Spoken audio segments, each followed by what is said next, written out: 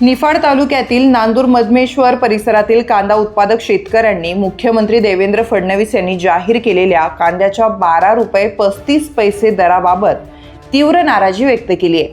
हा दर अत्यंत अपुरा असून किमान 20 रुपये प्रति किलो किंवा 2000 रुपये प्रति क्विंटल बाजारभाव मिळावा अशी मागणी शेतकऱ्यांनी केली आहे।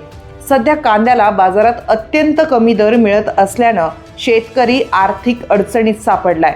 बियाणे, खत, औषधं, मजुरी, वीज, पाणी तसेच वाहतूक यासाठी लाखो रुपये खर्च करूनही उत्पादन खर्च निघत नसल्याची खंत शेतकऱ्यांनी व्यक्त केली। किमान 20 रुपये किलो दर मिळाल्यास तरी उत्पादन खर्च निघेल, अन्यथा कांदा शेती करणं अशक्य होईल अशी भावना यावेळी शेतकऱ्यांनी व्यक्त केली।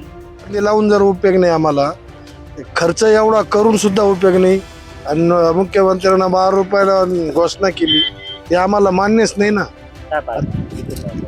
कमीत कमी 2000 तरी पाहिजे बस। किती एकर कांदा होता? 3 एकर कांदा होता। किती खर्च आला? खर्च आले 2 लाख रुपये, हातात आले 50,000। तोट्यात नाही तर काय। आणि खतायला भाव काय त्यांचे 2-3 हजार रुपये कोणीची किंमत आहे। त्याच्यात तर हिऱ्या भेटतच नाही। हिऱ्या तर दुकानदार डायरेक्ट स्टॉकच दाबून ठेवत्या। हिऱ्या मागायला गेलो का नाहीच म्हणत्या आणि जास्त पैसे दिले का लगेच द्या। त्यांनी ही चौकशी करायला पाहिजे ना खतावाले सुद्धा। या कांद्याला खत सुद्धा भेटलेले आम्हाला, इतकी हालत बेकार झाली। वाढवा देऊ हा बाजार काय आता 700, 800, 500, 600 काय परवडत त्याच्यामध्ये। पण आता हे ठेवून उपयोग नाही ना काही।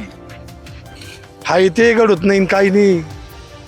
घोषणा केली 12 रुपये 35 पैसे भाव देऊ, परवडते आपल्याला? नाही, मान्य नाही, आम्हाला परवडतच नाही शेतकऱ्याला काही।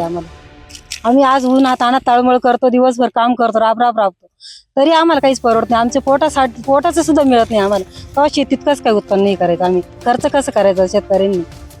त्यांच्या 2000च्या पुढेच भाव दिला पाहिजे शेतकऱ्याला, तरी परवडत नाही। पण मग 2000च्या पुढे गेलाच पाहिजे भाव। ती आम्हाला मुख्यमंत्र्यांनी किती घोषणा केली, शेतकऱ्याला मान्य नाही, आम्हाला मान्य नाहीये। कारण आम्हाला परवडतच नाही। एवढं उन्हात राबतो आम्ही, दिवसभर कष्ट करतो, काहीच मिळू शकत नाही ना आम्हाला त्याच्यामध्ये। शेतकऱ्याच्या कोणत्याच मालाला भाव नाही भेटत, मग शेतकऱ्यांनी काय करायचं?